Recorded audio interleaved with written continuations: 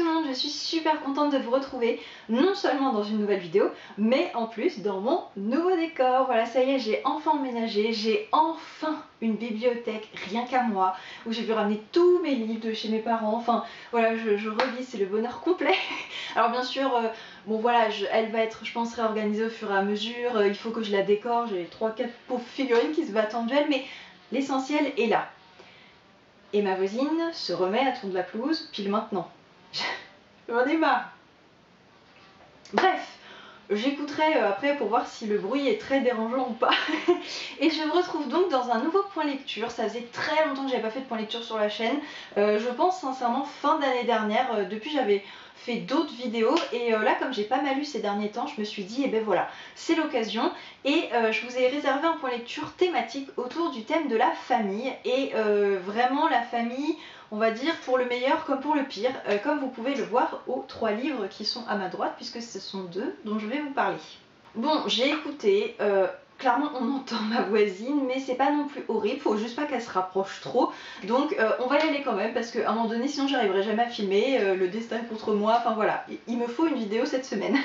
Donc le premier livre que je vais vous présenter, c'est La Familia Grande de Camille Kouchner, publié aux éditions du Seuil. Alors je pense que vous avez forcément entendu parler de ce livre, tellement il a fait de bruit lors de sa sortie en début d'année, puisque dedans Camille Kouchner dénonce les actes d'inceste perpétrés par son beau-père sur son frère jumeau, qu'elle nomme Victor pour ne pas dire son véritable prénom. Voilà, c'est un livre qui a une dimension extrêmement politique, qui a permis de mettre le sujet de l'inceste sur le devant de la scène médiatique et de faire bouger les choses au niveau des lois et de libérer la parole des victimes. Voilà, ça a été un livre extrêmement important. Et je vous avoue que normalement c'est pas le genre de livre que je lis, parce que j'ai l'impression de déjà connaître le contenu, tellement on en parle, et puis là en l'occurrence je me disais c'est bon, je visualise très bien ce qu'il y a dedans, j'ai pas envie de lire les détails, quoi, vous voyez. Et puis c'est vrai que je me suis dit qu'en tant que libraire, c'était quand même important de pouvoir dire au client qu'est-ce que le livre contient exactement quand il me pose la question. Donc voilà, je me suis dit, il est pas gros, je vais me lancer, je verrai bien. Et j'ai eu tellement raison, parce que ce livre m'a mis une véritable claque. Et je vais vous expliquer tout de suite pourquoi. Alors, avant de développer, j'ai conscience que ça peut paraître un peu limite de mettre ce livre dans un point lecture famille, parce que ce que ça dénonce c'est quand même grave, mais en fait Camille Kouchner ne parle pratiquement que de sa famille dedans, d'où le titre La Familia Grande. Donc en fait c'était complètement logique de le mettre dedans. Et c'est d'ailleurs pour ça que je l'ai autant aimé, et je pense qu'il a eu autant de succès. C'est qu'en fait c'est pas un livre malsain. Elle parle pratiquement pas de l'inceste dedans, il n'y a aucune description, on devine, mais on ne sait pas vraiment voilà ce qui s'est passé. En fait, ça va être l'affaire peut-être de quelques pages dans le livre, mais sinon, elle va vraiment décrire en 2 temps. Premièrement, ce qui a amené, tel un roman en fait, avec les événements perturbateurs, vous voyez, qui vont amener au drame, ce qui va amener à ça. Et en fait, c'est tout simplement une famille extrêmement libre, mais même trop libre, dans laquelle il n'y a aucun code, il n'y a aucune limite. Donc en fait, les enfants, ils grandissent en se faisant leurs propres expériences. Donc une fois que cet acte arrive, vu qu'il n'y a déjà pas de limite, est-ce que finalement c'est normal ou pas ? Elle et son frère jumeau sont perturbés, et en plus de ça, c'est une famille qui va être marquée par de nombreux drames.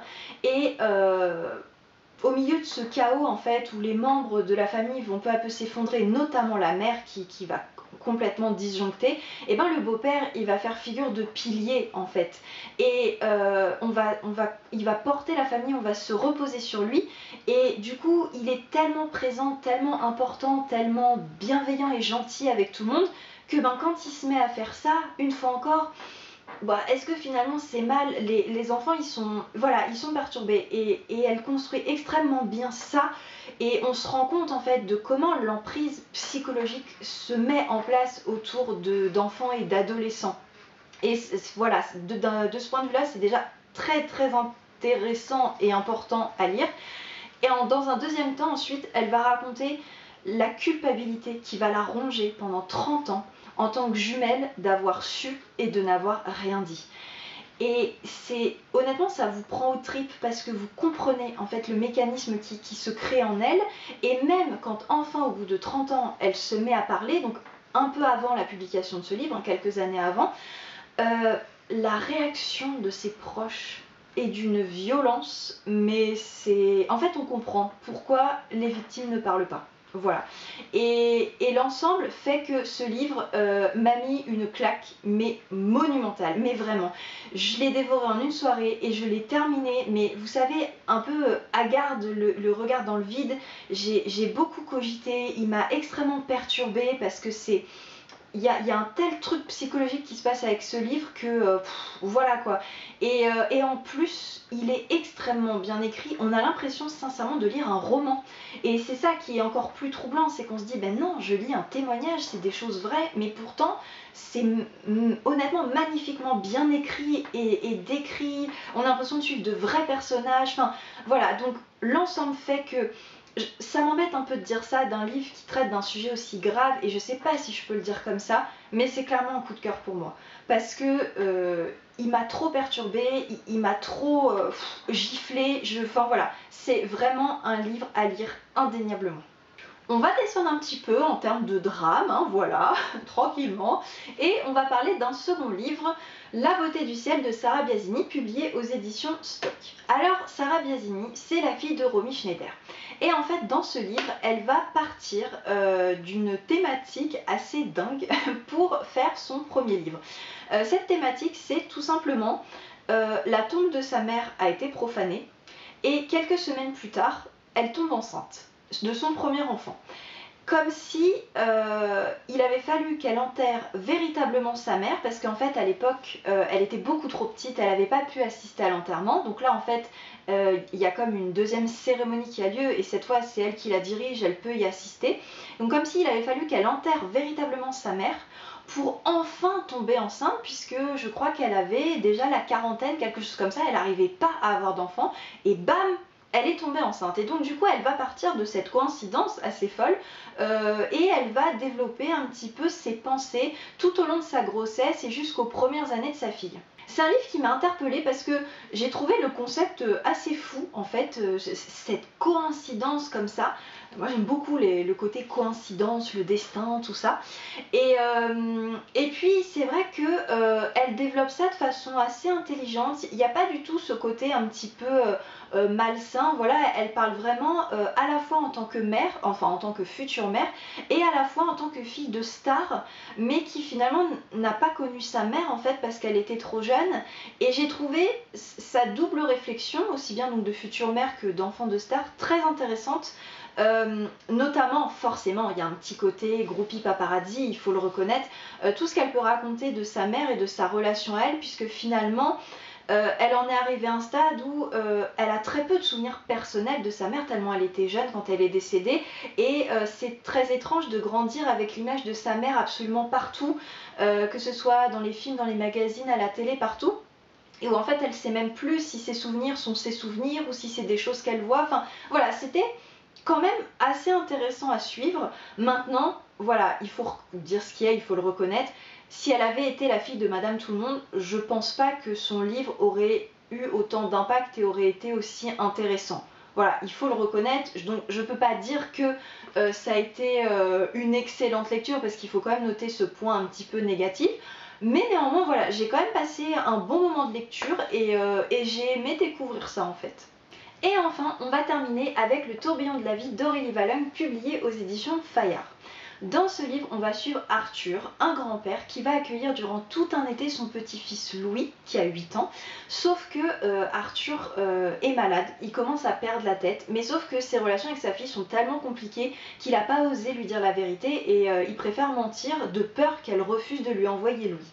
Et donc on va suivre le grand-père et le petit-fils durant tout leur été, tous les moments qu'ils vont partager, qui sont tellement mignons et en même temps tellement simples.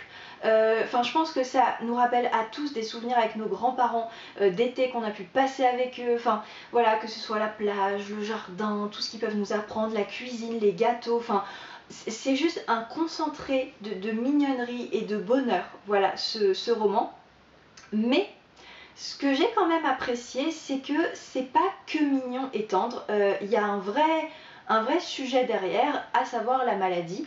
Et en fait, Arthur, la maladie avance. L'épée de Damoclès, elle tourne autour de sa tête durant tout au long de l'histoire en fait. Et on se demande, voilà ce qui va se passer. La narration s'alterne entre un narrateur extérieur qui va nous décrire ce qui se passe et des pages d'un journal que Arthur écrit pour le donner à son petit-fils un jour, pour lui raconter un petit peu sa vie qui a eu l'air d'être très difficile. Et puis voilà, les choses avancent et finalement il y a un côté très émouvant. Et donc on peut pas dire que c'est un roman vraiment feel good comme par exemple En voiture Simone, que j'avais beaucoup aimé, qui était super drôle. Là non, voilà, on a quand même le cœur qui se serre, les larmes elles sont pas loin à des moments, enfin voilà. Mais c'était une très bonne lecture. Et bon voilà, c'était que mon deuxième Aurélie Valognes concrètement, mais j'ai vraiment l'impression, en tout cas j'ai eu cette sensation qu'elle commence à s'éloigner un petit peu de son image d'autrice de livres faciles, pas forcément hyper bien écrits ou en tout cas très recherchés, un truc très grand public et tout ça, pour tendre vers quelque chose comme ce que fait une Virginie Grimaldi par exemple, c'est-à-dire des romans qui oui d'accord sont un peu feel good, sont colorés, sont tendres, qu'on aime lire, qui se lisent facilement, mais qui pour autant parlent de thèmes qui apportent un côté un petit peu émouvant. Et voilà, et franchement j'ai beaucoup aimé. Voilà, cette vidéo touche à sa fin. Comme vous pouvez le voir, ça a vraiment été 3 très bonnes lectures, je suis super contente. N'hésitez pas à me dire si vous les avez lues, ce que vous en avez pensé, ou si vous font envie, enfin tout ça, comme d'habitude quoi. Et puis écoutez, moi sur ce je vous laisse. Normalement on se retrouve bientôt, je devrais plus avoir d'absence puisque ça y est, je suis installée. Et puis écoutez, je vous dis à très vite dans une prochaine vidéo. Hasta luego!